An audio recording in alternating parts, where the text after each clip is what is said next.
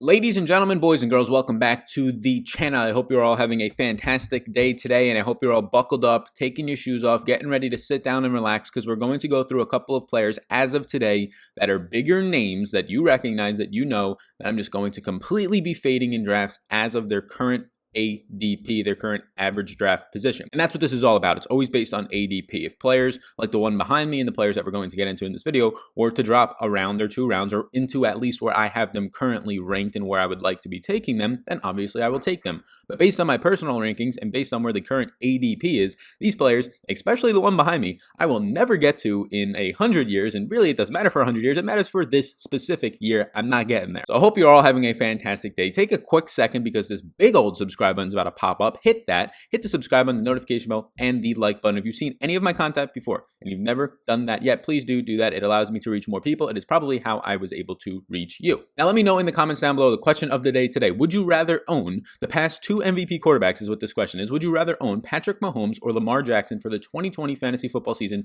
Just a standard PPR scoring league, no super flex, nothing like that. Who would you rather own at your quarterback? They're right now the unanimous and the consensus number 1 and number 2 quarterbacks in rankings. So let me know that in the comments below. Take a second to do that, and take a second to hit the subscribe button, all of that stuff. So I'm going to get into about 4 players, and I'm going to tell you about pretty much their backgrounds, why I'm thinking based on some team changes, based on just natural regression, why I think these players are biggest fades, and really the biggest one is really where their average draft position is, players that are overhyped, where I think they maybe settle in at, and just why I'm not going to get there, and what the leverage is in not getting there, what the leverage is in waiting for that specific player's position later in the draft, and how that strategy is going to kind of play into not taking these players where they currently are being drafted and not having any interest in doing so. Take your shoes off, get all relaxed. There's a bunch of free stuff in the description below. Top 50 rankings, signing up for the draft guide, all that stuff is free to do. There's some other strategy guides. Check it all out. Let's get into this video, starting with the MVP from last year, the guy who was breaking records left and right and breaking ankles left and right, Lamar Jackson. I love Lamar Jackson. Last year, Lamar Jackson was pretty much free. You can get him in your 11th or 12th round. Go back to my must draft videos, the top value videos. I'm pretty sure Lamar Jackson was my number 1 value on the entire season, and a lot of sharp folks in the fantasy football community, the analytics side of it,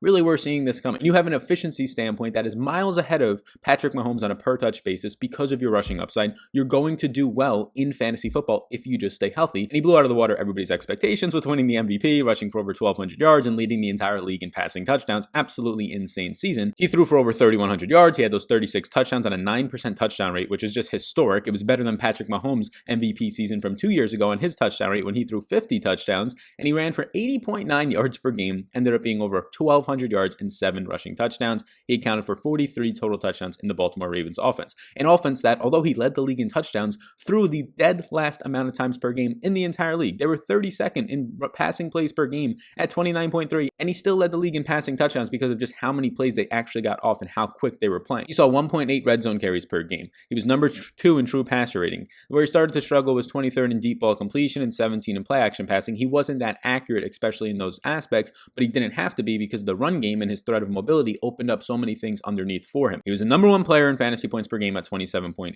And here's where things start to get a little concerning for me. Obviously, Lamar Jackson was great last year. I love him. You probably enjoyed watching him. He broke tons of records. He was the MVP. He was a fantastic story to see, and he really did improve as a fantasy player, but a real-life player as well. This is very similar to what we saw from Patrick Mahomes. Not necessarily the run for 1,200 yards, be this joystick type of a video game quarterback in Lamar Jackson, but Patrick Mahomes lit the NFL on fire, accounting for over 50 touchdowns in his MVP season 2 years ago. He had an 8.6% touchdown percentage in terms of how many of his attempts actually accounted in ending up being a passing touchdown. Lamar Jackson's was 9%. These are not sustainable numbers. Patrick Mahomes last year went down to a 5.4%. It doesn't matter that he missed a few games. That is a percentage of how many attempts he saw. His percentages went down because of natural regression. You're just not going to take that high up. Also, just prevent defenses in the red zone started to account for his abilities more, people watching more tape on him. So we saw Patrick Mahomes go from averaging 26 fantasy points per game 2 years ago, led the entire league in his MVP season, to then last year being 5th and really right next to a bunch of guys in the high teens with 20 fantasy points per game. And that's all fun and dandy, but last year Patrick Mahomes was starting to get drafted in the 2nd and 3rd round of fantasy football standard league redraft formats, and that was a complete bust and a complete mistake, because guys that were getting drafted in the 10th, the 11th round were pretty much averaging just 1 fantasy point per game less than what Patrick Mahomes produced last year per game. So you're just drafting for what happened in the previous year, even though those are not sustainable numbers. Lamar Jackson leading the league in rushing at the quarterback position is probably likely. Him going for 1,200 yards and 7 touchdowns every year is unlikely, even if he was to stay healthy. And the other thing that's unlikely about it is, well, one, people just are going to start watching film on him and learn a little bit more. But number two is he's not going to lead the league in touchdown passes when his team throws the dead last amount of times in the league. So that 9% touchdown rate is definitely due to regress. Lamar scored a little bit over 27 fantasy points per game last year. If he was to regress and just see the touchdown numbers come down and the rushing stats come down just slightly, maybe he gets only 1,000 yards this year, right? He still has a 1,000-yard rushing season as a quarterback. Insane. What if he only ends up scoring 22 fantasy points per game? Right now, Lamar Jackson is being drafted in the second round of drafts. His ADP, as I looked this morning, is the second round of drafts. That's all fun and dandy. My first quarterback off the board is Lamar Jackson. He is my 63rd ranked player in my overall top 150 right now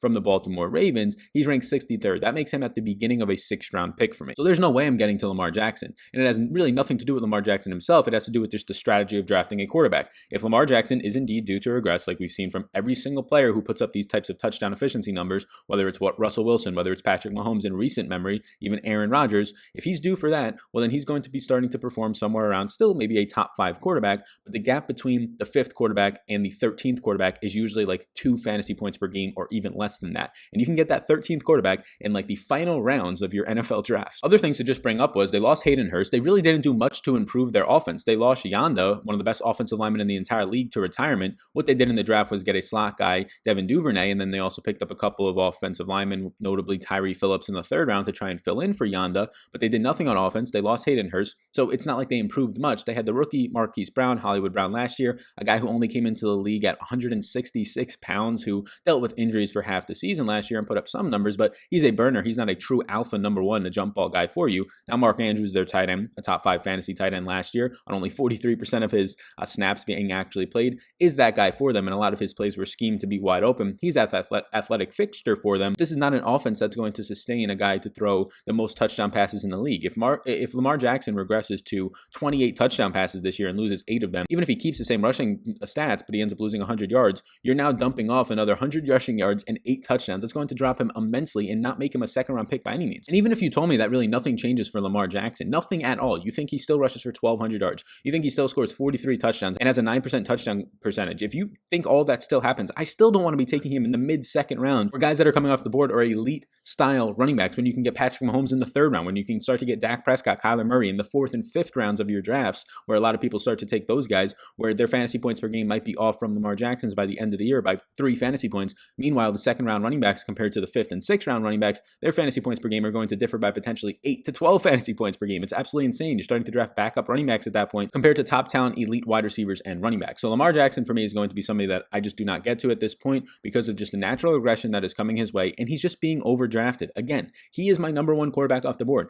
I would not touch a quarterback, and right now my number 1 quarterback is Lamar, and he's ranked 63rd overall for me. In a 10-team fantasy format, that would be the 3rd pick of the 7th round. In a 12-team, which is starting to become the standard, that would be the 3rd pick of the 6th round. So you can tell that there's no way I'm spending a 2nd, a 3rd, or even a 4th or a 5th round pick on Lamar Jackson this season. So I don't feel as strongly as I do about Lamar Jackson fading him because I have my average draft position 4 rounds later for him according to my rankings, but DeAndre Hopkins seems to be a guy in the 1st round that I'm just not getting to, and I have the opportunities to get to him at points, and then I just end up going for a running back or a couple of running backs that are still on the board at that point that a lot of people would rather have DeAndre Hopkins. And I love DeAndre Hopkins. I personally think DeAndre Hopkins is the best wide receiver in all of football when you take into account his pure talent and what he's done with the entire quarterback arsenal that he's had in his entire career, especially before Deshaun Watson. I mean, Hopkins last year played 100% of the snaps. He led all wide receivers in just snap participation, so 150 targets, which was tied for 5th in the NFL, and a 30.9% target share, which was 2nd only to Michael Thomas. And that's the thing that concerns me the most. Your target share is your opportunities, how many targets you see compared to the other people in your offense. You have a guy switching teams now who is still ranked as a top 5 wide receiver for me, number 4 overall, but he's being drafted as a top 7, top 6, top 8 fantasy option this year. To me, he's not an extreme difference like 4 rounds later, but I have him overall ranked 12th right now, and it's just not allowing me to get to him. I'm pretty much only taking DeAndre Hopkins if I'm there at the 12th pick and then have the turn at the 13th pick, and I can just snag 2 players back to back. Hopkins would be one of them. That usually is not the case for me right now. He's not falling past like the 8th or 9th slot. He's usually getting drafted in some cases ahead of Devontae Adams, Julio Jones, Joe Mixon, Nick Chubb, all these other running backs that are next to him, and there's just no way that I can actually do that and feel good about it. Last year, Arizona Arizona threw the 17th most times per game at 37.8 per contest. Kyler Murray was 9th in attempts in the NFL, 33.9. So that's all good to see. 232 yards per game. He's only going to get better as the years go on into his second year. 20 touchdown passes, third in money throws, takes into account his athleticism, and he actually did throw deep often, top 10 in deep targets per game in deep attempts at 4.4. Hopkins was really their only free agent addition outside of just the transition tag on Kenyon Drake, who they got last year, and bringing back Larry Fitzgerald, the GOAT himself, to a one-year contract for $11 million. Outside of losing just David Johnson and Damiere Byrd, Johnson ended up going to the Texans in the trade for DeAndre Hopkins, Damiere Byrd to the Patriots as a free agent. They didn't really lose much, and they improved their offensive line with Josh Jones, a tackle out of Houston, with a first-round caliber talent in the third round of the NFL draft. But where he's currently being drafted, he is an alpha receiver in his skill set. He's no longer in a situation where you can rely on his alpha 30% target share. If DeAndre Hopkins was to dip to a 25% target share this year, which is still good, it's going to impact his numbers dramatically. I mean, we're starting to talk about 1 to 2 targets per game going out the window for him, and that adds up to somewhere between 25, 30 targets on the season. 25 to 30 targets ends up in red zone targets, ends up in touchdowns, obviously receiving yards, just receptions in general, and an 80 to 90% catch rate for a guy like Hopkins. Even if it was an 80% catch rate, you start to get in a situation where you're just losing right off the bat 15 to 20 fantasy points in PPR formats, not even counting the receptions or touchdowns, not even counting the receiving yards or touchdowns. And there's a lot of mouths to feed. Last year, Christian Kirk, just missing 3 games, played on 99% of the snaps. He saw 68 receptions on over 105 targets, 108 to be exact, 3 touchdowns, 709 yards. That was with missing 3 games. He saw a commanding target share of 24.5%. Surely Hopkins is probably going to reduce Christian Kirk's target share, but if he only reduces it from 24% to 20%, is that really going to impact Kirk as much as it probably impacts Hopkins going from 31% to maybe now 25, 26%? Then bringing back Larry Fitzgerald doesn't bode well for him either, although Larry Fitzgerald likely comes off the field more. He did play 84% of the snaps last year, and he saw 109 targets his way, which was 20.6% of the target share. Now let's say Larry Fitzgerald just goes down to 15%. Even if he's at 15% as the third option in your passing game, that's still a strong chunk. A lot of players, Devontae Adams, look at Devontae Adams, look at Michael Thomas. A lot of these elite wide receivers, they're only seeing another wide receiver or another pass catcher in their core seeing 15%. If 2 guys are now in there seeing 15+% and one is pushing 20%, whether it's Kirk or Fitzgerald this year, that surely impacts the opportunity not only on the field in general, but especially in the red zone where Hopkins thrives for him this year. And then you start to get into the fact that Kenyon Drake was seeing over 5 targets per game from Kyler Murray last year once he was traded mid-season, and he was ending up bringing in around 4+ receptions per game, and that's also going to impact the way that they attack this offense and go downfield. The Texans, although they had Duke Johnson last year and Lamar Miller in the previous years with DeAndre Hopkins being there, they never used these pass-catching running backs efficiently and properly, and Kenyon Drake immediately was used properly last year in this Cliff Kingsbury offense, which is also going to affect the overall target share of DeAndre Hopkins. So again, if he's there at the 12th or 13th pick in the draft and I get back-to-back picks, sure, I'll snag Hopkins for just his overall upside and security, but there are questions that make me say, no, I don't want to be taking him right now ahead of Joe Mixon, ahead of Nick Chubb in drafts, ahead of Michael Thomas and Julio Jones and Adams and even Derrick Henry at this point. And he's very close for me for Tyreek Hill and Miles Sanders and Kenyon Drake. All those players are very close. I currently have Hopkins as 12th overall in my top 150, including every single position, but it's very easy for me to move him down to 15th or 16th and just bump up guys like Tyreek Hill, like Chris Godwin, like Miles Sanders, like Kenyon Drake. So there's a good chance Hopkins ends up being like a top 15 pick for me. I currently have him at 12, but his average ADP right now is currently going somewhere around the top 10, and he's just not getting to me in any of these drafts. Love Hopkins, but I'm just not ending up getting to him in the first round. I prefer to have another wide receiver who does not have as much competition and is not in as much of uncertain times in terms of his teams changing, or an elite running back. Before we get into the third player, real quick, Monkey Knife Fight, the logo up above, the promotion down below, it's a player prop site. So if you think DeAndre Hopkins is going to do more than 77 yards, and they say that's the over-under, and you put the over, you win some money. If you put the under, you win some money. So it's a player prop site. If you want to get some more action down on whatever sports are currently in season, if it is football, if you want to get some action down and play some stuff over there on Monkey Knife Fight, they're the fastest growing fantasy operating site and just sports betting operating site in North America. Third behind only DraftKings and FanDuel, if you ever heard of them. So right now, Monkey Knife Fight is doing a promotion. If you do a minimum deposit of $10, they'll give you a 150% deposit match, $15 using the promo code Vetri or the link down below. You can put in up to $50 and they'll give you $55 back. So 100% deposit match up to $50 plus $5 on top. What are you waiting for? Go gamble, go have some fun, go take the over on all DeAndre Hopkins props if you really want to, because life's too short to bet the under. Let's get back into the video. Yeah, so I just want absolutely nothing to do with James Conner right now, and his average draft position has been sinking a little bit, but James Conner in the past 2 seasons has missed 9 games. He missed 6 games last year alone with an AC joint sprain and then a quad bruise, ended up adding an additional game onto that, and then he missed 3 games in 2018 due to an ankle injury. When he was active last year, he played on 54% of the snaps, saw just over 100 carries, 116 to be exact, for 464 yards and 7 touchdowns. caught 34 of his 39 targets for 251 yards, and he averaged 1.9 red zone attempts per game. I love the story, right? Beating cancer, coming out of Pitt. I love that story in general, getting to go from Pitt University to just staying in Pittsburgh and playing there in the exact same stadium. But he was drafted in the 3rd round, and the only reason he ended up making an immediate impact was because of Le'Veon Bell holding out.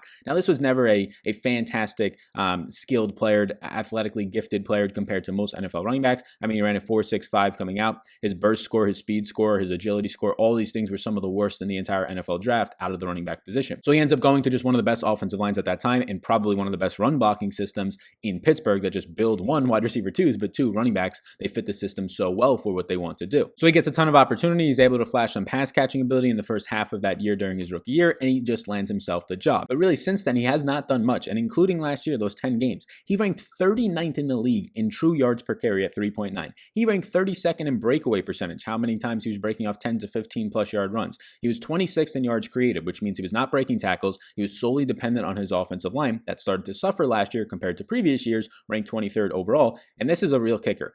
46th among the running backs in fantasy points per opportunity. That's taking into account your receptions. That's taking into account your rushing attempts. So he was 46th overall, meaning that he just wasn't scoring touchdowns, number 1. But 2, he just was not creating anything for himself, either after the catch or after contact. And the Steelers have been paying attention because they drafted 4th round running back Anthony McFarland after taking a 4th round running back Benny Snell last year, who did not pan out at all for them and is likely a cut candidate at this point on the 2nd year of his rookie contract. Benny Snell is only guaranteed $700,000 out of his $3.2 million on that 4-year deal. He's very much in position to be getting cut after the draft pick of Anthony McFarland. And McFarland's 2 years, 23 games at Maryland was fantastic. 245 carries, over 1,600 yards. He had 13 touchdowns. He caught 24 of 37 targets for 199 yards. And everything that he does fits the build of an athlete in the NFL in terms of his burst score, his speed, his agility, his bench press, all those things coming out of the combine that actually measure up to being just a suitable running back. So I do think that Anthony McFarland is going to push James Conner this year. I am not taking James Conner anywhere in these drafts. He's my running back 21 right now, and I have him ranked 47th overall. So James Conner is currently being drafted as I record this video in the mid to late 3rd rounds. For me personally, I would not be touching him until the mid to late 5th rounds, which means he's never going to end up being there. I'd rather just get the guy who I think is going to replace him at some point this year or be in a timeshare with him for a good chunk of the year in Anthony McFarland. I do know Jalen Samuels is also back there. Jalen Samuels, I would also argue, is a cut candidate. I do think Jalen Samuels probably makes the cut, but I wouldn't be shocked if he doesn't. He's due no more guaranteed money. In the final 2 years of his contract, he's only due $1.6 million. The rookie, who was a former tight end in college, has not been a good running back. He's been absolutely terrible on the ground. And the Steelers are not used to having inefficient and ineffective running backs on the ground for them, right? Le'Veon Bell for so many years was fantastic. James Conner, Benny Snell last year, Jalen Samuels the last 2 years have been absolutely atrocious on the ground in terms of efficiency. And once last year, the offensive line broke down a little bit and Big Ben was out of there, their running backs really folded. They showed that they had no talent at all. And now Anthony McFarland is here to save the day. So yeah, at the current draft position, I would not be taking James Conner. I personally believe that Aaron Jones is one of, if not the most underrated running back in the entire NFL. But this year, I will not be drafting him. After last year, he was a must-own running back for me. This year, he's a do not draft. If you have not watched that video, go ahead, check it out. I'll probably throw a little picture up after this one. But I just do not want him. He's a big name after tying Christian McCaffrey last year with 19 total touchdowns. He was a fantastic option. He was a deadly weapon in the red zone for the Packers and even in the passing game during a 4-game stretch where Devontae Adams had to take a seat with turf toe. In his 16 games last year, he ended up playing all of them. He was healthy, 63% of the snaps, 236 carries for over 1,000 yards, 19 rushing touchdowns, or 19 total touchdowns is ridiculous, 49 receptions on 69 targets for 474 yards. He had 285 receptions plus carries. He was ranked 10th overall at 16.8 opportunities per game. He ended up being first in touchdowns, tied with McCaffrey. He was third in fantasy points per game at 19.7. He was number 4 in evaded tackles with 89. So this guy can create yards on his own, and that's proven with his 6th in yards created last year. And he was running behind an offensive line that was top 10 unit. They did lose some pieces, namely Brian Bulaga, but they were 8th ranked last year in the offensive line blocking department. So a couple of reasons I'm concerned about Aaron Jones is obviously he had the 19 touchdowns last year. That's just not going to be repeatable. Throwing that Jamal Williams had a couple of touchdowns behind him, their running backs alone between the two of them had 25 touchdowns last year. That is not something that is repeatable. So naturally his touchdown rate, if it's going to regress from what it was last year, an insane touchdown rate just to begin with, and I'll be popping it up on the screen, if that's going to regress and the man only scores, let's say a good year, 10 touchdowns, that's a very good year if he stays healthy, 10 touchdowns this year, you're automatically knocking off 54 fantasy points from his total. He goes from being a top 3 running back to barely cracking inside the top 10 at the running back position, and that's not even taking away his above average pass catching role that he had last year. That's not even taking into account what the Packers did in the NFL draft. Aaron Jones and Jamal Williams are on the final years of their contracts. There's a really good chance that at least one of them won't be back, and there's at least a decent chance that both of them might not be back next year. The Packers in the second round reached on a fullback, which we'll call a running back, in A.J. Dillon during his time in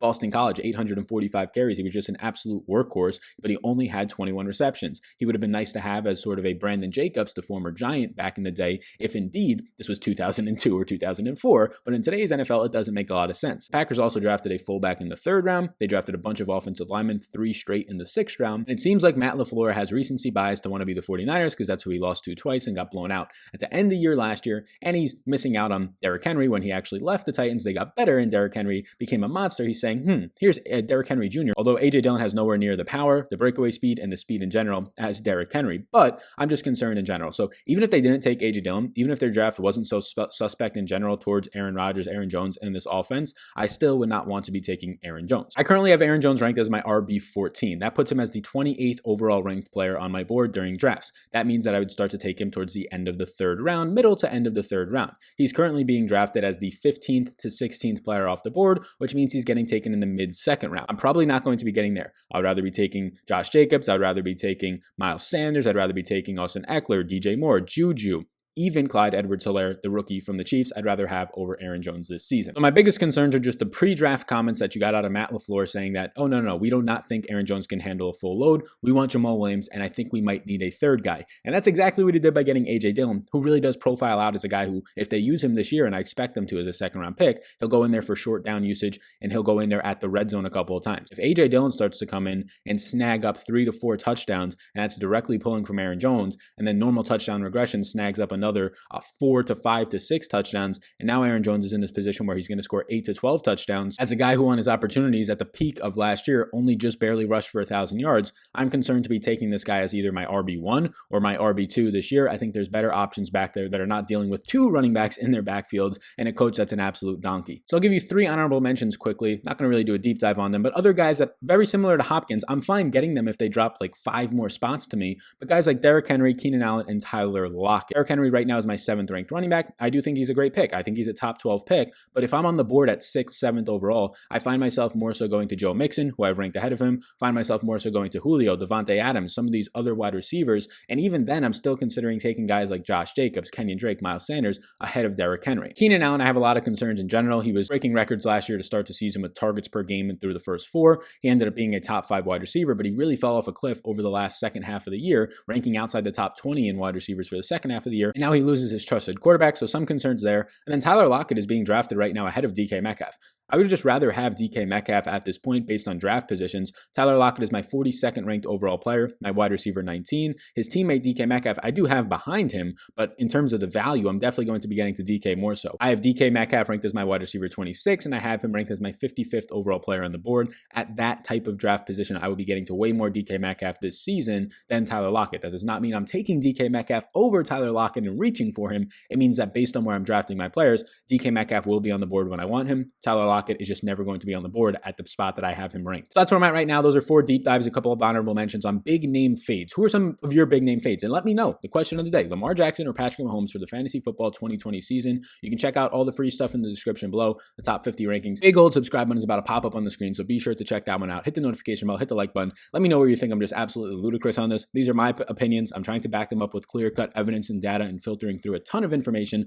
We're not always going to agree on things, so let me know where you think I got some things wrong, and let me know who are your big name fades for the 2020 season as of today. Thank you, everybody. Peace out, and have a great rest of your day.